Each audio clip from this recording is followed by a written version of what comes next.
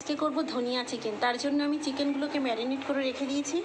আর এখানে আদা রসুন পেঁয়াজের পেস্ট বানিয়ে নিয়েছি, টমেটো কুচি রয়েছে, ধনে পাতা রয়েছে, আর এখানে আলু রয়েছে, এখানে লবণ আর হলুদ, এখানে গরম মশলা। তেলটা তো গরম হয়েছে, এবার আলুগুলোকে ভেজে নেব।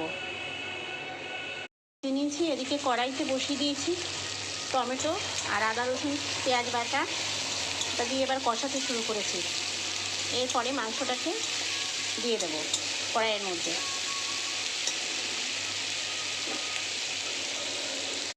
ভাজা হয়ে গেছে, তুলে নিয়েছি।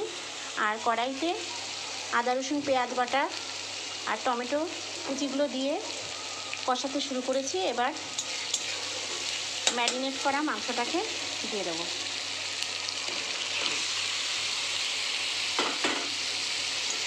এভাবে ভালো করে কষিয়ে নেব।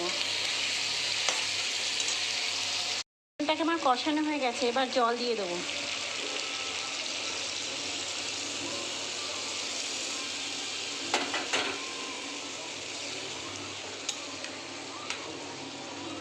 সে ঝোলটা কমে এসছে, এবার গরম মশলাগুলো দিয়ে দেবো। আর এবার ধনে পাতা কুচিগুলোকে দিয়ে দেবো। এবার নামিয়ে নেব।